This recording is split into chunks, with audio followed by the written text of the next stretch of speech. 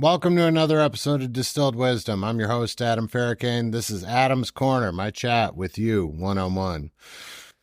So I just got back from traveling around, and one of the things I realized is that I haven't told my story. So this episode's going to be a little bit different. I'm just going to talk to you, and I'm going to tell my story. Apparently, it interested a bunch of people while I've been on my travels. I've been going around to different conventions. I was in DC recently, lobbying for franchise protections, the NLRB's forthcoming rule on joint employer, but that's not what this episode's about.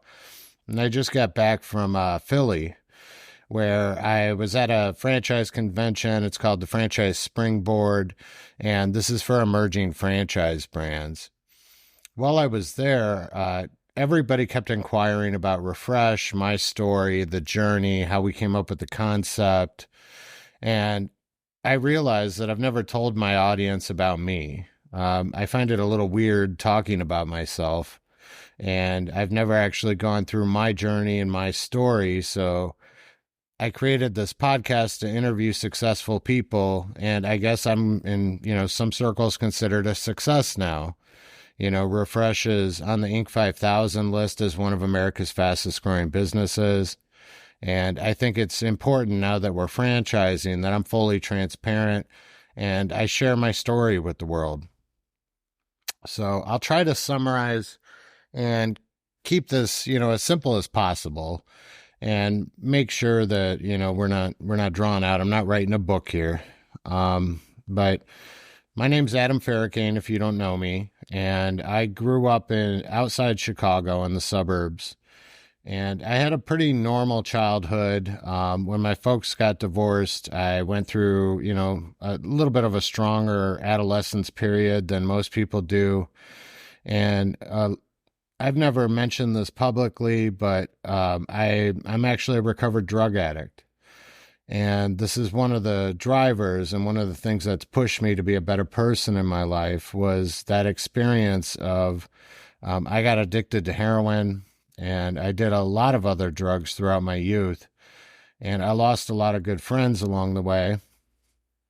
I never graduated high school. I dropped out freshman year.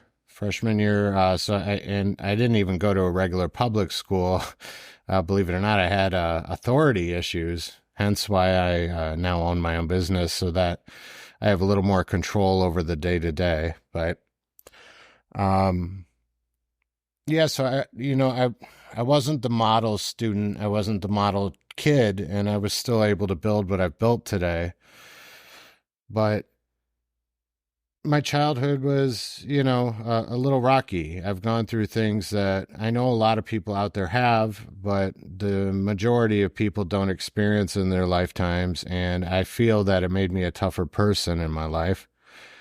Growing up outside Chicago in the suburb areas there, I grew up in Kane County, a town called Geneva. I got in a little more trouble because it was suburbs, so the police paid attention to smaller crimes, in other words. So again, I wasn't a role model. I don't have an adult criminal record, but I wasn't the best child. Let's say my adolescence were kind of rough. I've had periods where I've slept underneath bridges. I've lived on the street. I left home when I was 17 or 18 years old, so I actually moved out of the house shortly after my folks got divorced, and I'm still close with both my parents. But I moved out, and I've moved around the country. I've lived in different parts of the country, and for work and to survive, I worked for a long period in the restaurant industry, and then on and off in the trades, and then I really took the trades serious after that, and I spent a lot of time in the trades. I had a period, where me and a group of friends all decided to move. Well, this is a fun story. So, sad beginning, but fun story. My best friend died of an overdose.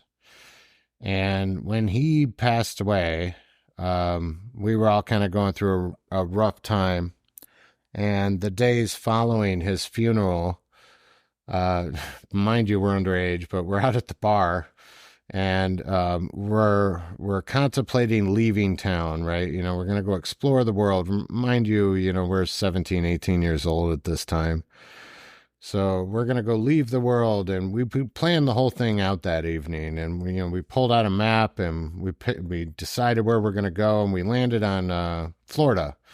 We landed on Cocoa Beach, Florida. I don't remember the specifics on why we chose Cocoa Beach, but that's where we ended up. That's kind of where we pointed on the map, and that's where we were going to go. What's interesting is I was the voice of reason that evening, and I'm telling my friends, like, hey, the problems are still going to follow us. It's not a solution. It's not going to solve anything, blah, blah, blah, blah, blah. And, we all kind of brushed it off that night.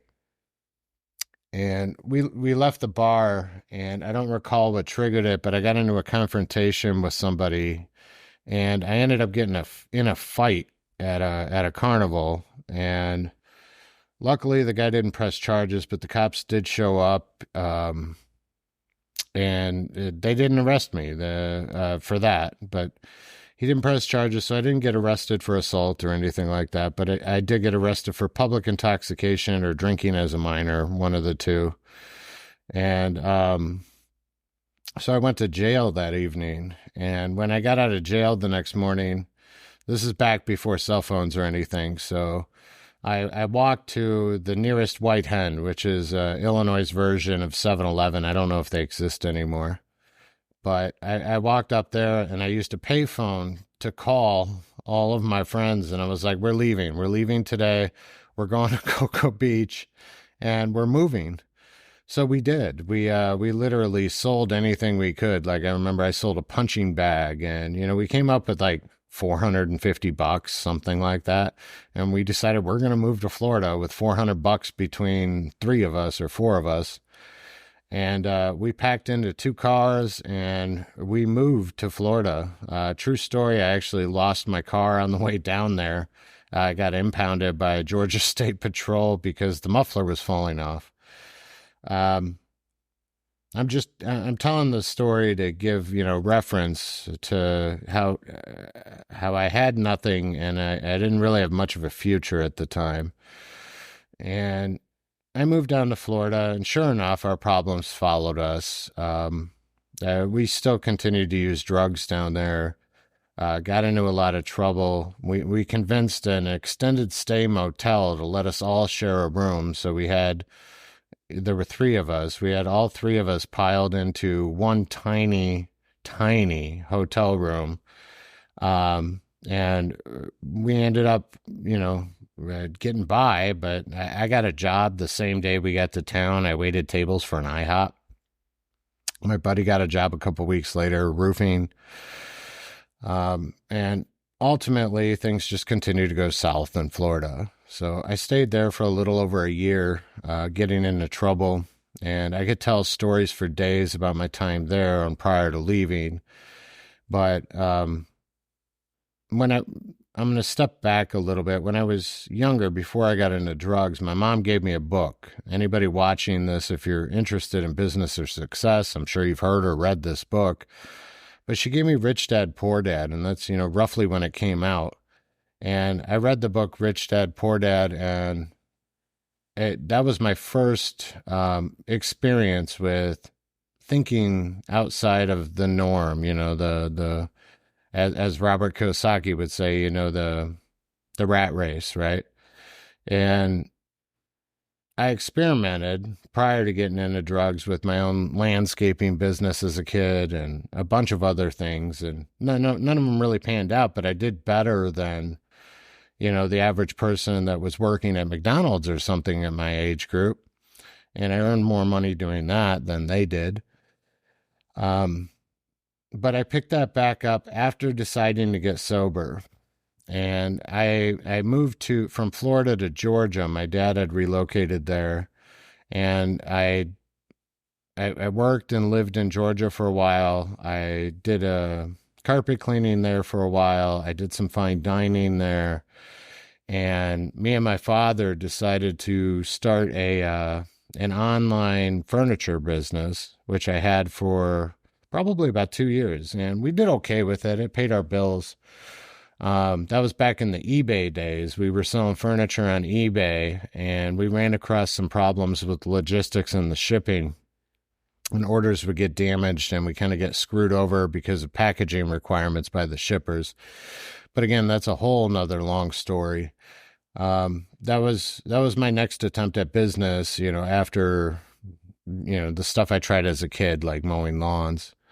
And we did okay with that. Both me and my dad were able to, pay our bills. We were roommates at the time. That might sound strange, but we were actually roommates. Both of us were responsible for our half of the rent, our half of the utilities and everything. And so I'm pretty close with my father. We've held a pretty strong relationship since that period. And from there, I got completely sober for quite a while. I even quit alcohol, and I know a lot of you are wondering how'd you get sober, so forth. I actually got sober by pure determination, which is unusual. Most people require, AA or NA or some kind of rehab program, which I think they definitely have their place. I didn't utilize any of those. I made a decision in my mind, and I quit using willpower. And, I went through the withdrawals. I did all that good stuff. And I got my act together. And I was a little bit lost. And I stayed in Georgia for a while, even after my dad had gotten divorced from his second or third wife. Sorry, Pops. I think he's had a total of 5. But he relocated to Ohio, and I was in Georgia, so I stayed there for a couple more years, and I enjoyed my period in Atlanta, and I had a lot of fun out there, and I really enjoyed my time. And we're coming to where I started getting more serious about business again. Me and my dad shut the furniture business down, and I took regular employment. Moving into management, again, it's a combination of trades and the restaurant industry. But I gained a lot of management experience, and I kind of moved up the ladder in both of those industries in different ways. I've held a lot of different jobs throughout my time. Again, it kind of goes back to that authority issue. I don't do very well with people telling me how to do something, what to do, so on and so forth. But I planned a trip. My friend, one of my very good friends, had relocated to Colorado. And I went out to visit him in Colorado, and I absolutely fell in love with that state. I went back and I quit my job. I packed my car and I moved to Denver, Colorado, where I took a job with him in the roofing industry, which, by the way, I'm a horrible roofer. I hate heights. So if you can imagine, me on a roof just kind of shaking, that was pretty much my contribution to the roofing industry. So roofing wasn't my forte. And I had done carpet cleaning both in the Chicagoland area and in Georgia. So as I was applying for jobs, I ended up interviewing for a new carpet cleaning, a position with a carpet cleaning company. And this is actually where I met what I consider my mentor. And he mentored me in business, but a lot of people out there, they talk about, like, how do you find a mentor? How do you locate these people? How do you get somebody to mentor you? Well, my experience with it is, he never had title mentor. He was my boss, and he became my mentor over time because it was mutually beneficial for us, right? I started working there, and he had just bought the company. It was a pre-existing carpet cleaning company that had been around for years, I believe since like the very early 80s. And we're talking early 2000-ish, somewhere around there. And I started working with him as a technician, and he had big plans for the company. He quit his corporate America job to buy this business and to scale it out. And I ended up learning so much from this man. And I climbed the ranks with him. And eventually I ended up getting to the point where I wrote a lot of the SOP for the company. I set up satellite locations for the company. I was vice president of sales for a while.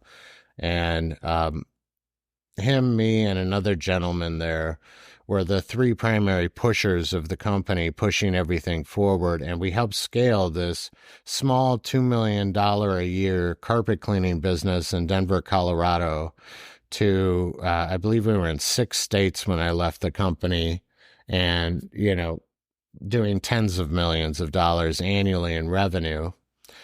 We did that through a number of acquisitions and adding on other services. So this might sound familiar if you're familiar with my company. I learned a lot there, and I helped develop that company from the ground level. He got to a point where he exited and he sold to private equity. And I probably could have, took the comfortable corporate position, nice salary, retirement, stock options, the works. And that's just not in my personality. So I was in San Diego at the time when he decided to exit and sell. And I decided that corporate America wasn't the path for me, and I didn't want to do that. So I had a non-compete that covered most of the West Coast. I couldn't stay on the West Coast and launch my own business. So after building that business and him having a very successful exit, which, by the way, that company today is part of the largest amenities provider for multifamily in the entire country. That company, I believe, sold for just over $1 billion maybe 2-3 years ago, and it's changed hands a couple times since. And if I had to guess, the way private equity money works, they'll probably have another exit in that range in the very near future. So it's a wildly successful company. But instead of doing the corporate route, for myself, I've known since my mom gave me that book back in the day that, since she gave me Rich Dad, Poor Dad. And so shout out to Robert Kiyosaki out there. You changed my entire mindset when it came to money, assets, and, I really admire that and appreciate that. So if you ever do see this, thank you. And I've continued my education since, by the way. So I probably, I read a few dozen books minimum a year. Early on in my, launching my business, I probably read 2 books a month. So you're talking, 24 books a year. But I relocated out to Ohio, which, if you recall, my dad had moved out there, and I was trying to figure out where I could go where my non-compete was, not enforceable, and I could rebuild and try to solve for some of the problems we had in the corporate model, which I either A, didn't have the ability to do because I wasn't the owner, or B, it just wasn't the right time for that. And I decided to come out by my father. Ohio's a relatively business-friendly state. And I moved out here, and he supported me in the beginning he owned a duplex. And I made an agreement with him where I would remodel the duplex because, like I said, trades, I'm very handy. I can work in just about any trade. And I came back and remodeled the duplex. In exchange, I was able to live rent-free for an extended period. And I used a credit card to actually launch the business, which I generally wouldn't recommend for people that are inexperienced or don't have a solid plan. Hence why I sell franchises to ensure, that I'll make sure they're properly capitalized and everything. So it was a huge risk on my part. I came out here, though, and I did some consulting work while I remodeled the duplex, and I consulted for about a year with a local company out here that serviced the multifamily space, the same space I came from, which expanded my, my network and my connections within the multifamily industry. And, I got to know some people in the space before I went out on my own. And they were in carpet cleaning. it's one of my strongest areas. I know all the areas that Refresh offers, obviously, because I scaled them nationally. So I'm very well versed in everything. But they were in carpet cleaning. I identified I couldn't afford to launch all of the services at one time for Refresh, which those of you that don't know, we have 4 brands: carpet cleaning, janitorial, painting, and bath refinishing. I analyzed the market and I identified that refinishing was the weakest in the area. It was the most fragmented service in the Northeast Ohio market, and there was a desperate need for a good refinishing company. So I, with a credit card and a pickup truck, opened a refinishing business. I spent about 3 months behind the scenes building out the foundation for the company and quit my job, and I launched the Refresh Refinishing, the first of the 4 brands. Things took off pretty quickly. Because I didn't have capital, it didn't grow as fast as I would like. There's some nuances in the multifamily space with managing your cash flow, which we will teach our franchisees on how to do. But without operating capital, you have to wait for accounts receivable to flow in order to fund your growth, because banks generally won't touch you for about a 3-year period. So the first 3 years were pretty rough in the company, and I could sit here and talk all day about growing the business. But the first 3 years was the hardest. But we are now that company was launched in 2016, and so Refresh Refinishing has been around since 2016. And once we gained some traction, established a relationship with some banks, and set ourselves up, the company's rapidly grown since. We've been on the regional list for the Inc. magazine for the past 2 years running, and I expect us to be on the next one as well, obviously. And we were on the national list for the first time this year, so we're actually one of the fastest growing companies in the entire country now.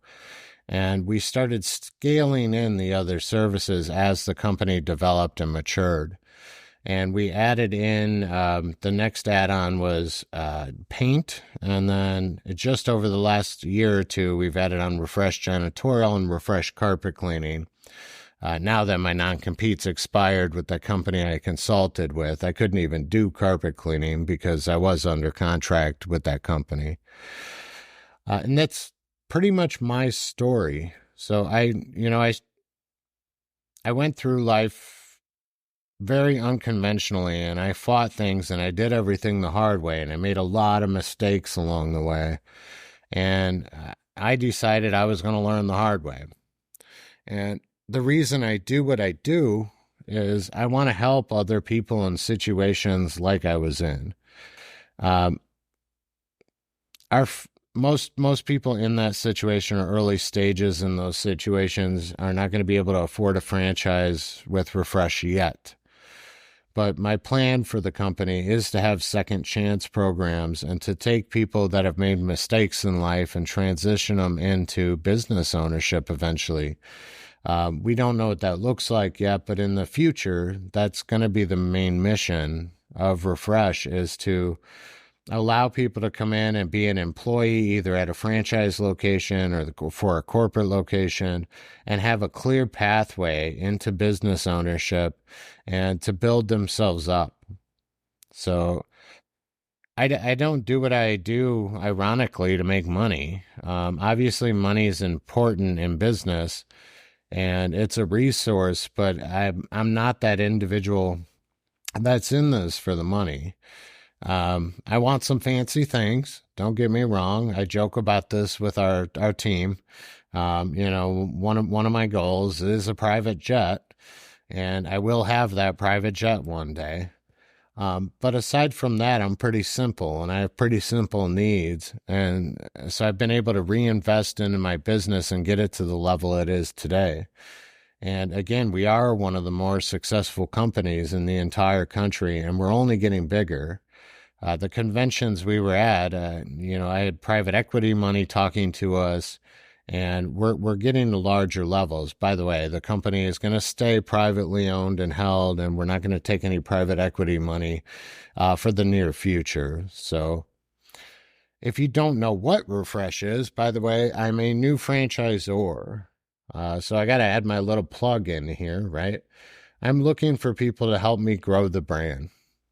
And I'm looking for people to open up our next locations around the country. We're currently targeting Pennsylvania, so Philadelphia and Pittsburgh. We're looking in Columbus, Cincinnati. We're about to register in Indiana, Illinois, and Michigan. So Detroit, Indianapolis, Chicago.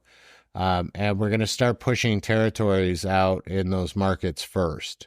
The reason we're doing that is because we need to be close to those locations so that we can adequately support a new franchise owner.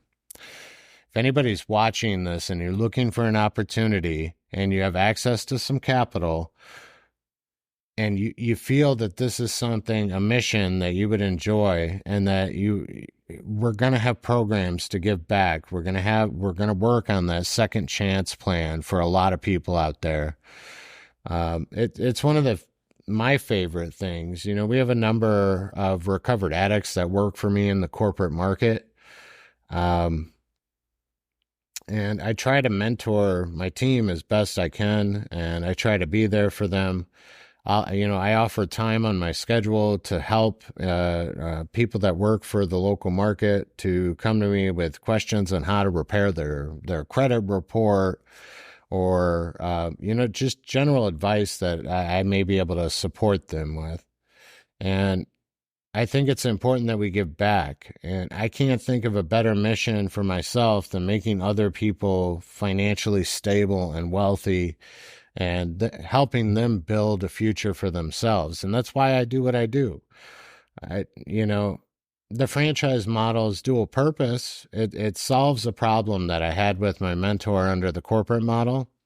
It's a very simple problem, and franchising solves for it really well. And it's the relationship at the unit level.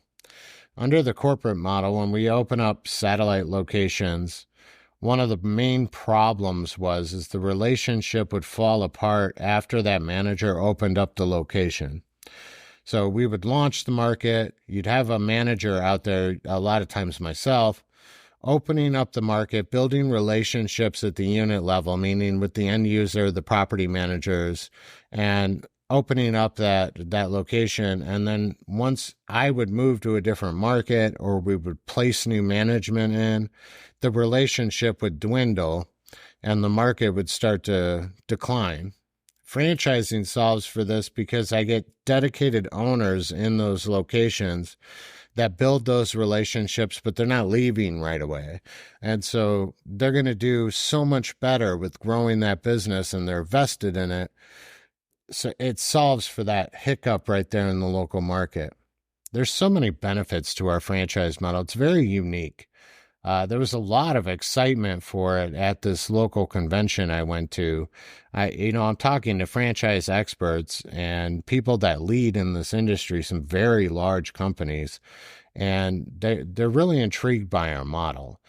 I have a feeling this thing is just going to absolutely crush most franchise models out there in the home service space. And it's because the different brands are able to play off each other. But I'm not going to go into a full sales pitch. If you want to learn more, you should definitely reach out and check us out. But that's kind of my story.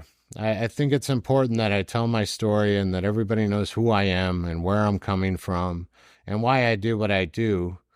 Because, if you do decide to become a franchisee and join our network, it's like getting married. We're going to be attached to one another. Another reason I'm telling this is my staff constantly tells me that I can be kind of abrasive sometimes in conversations, and people get the wrong read on me.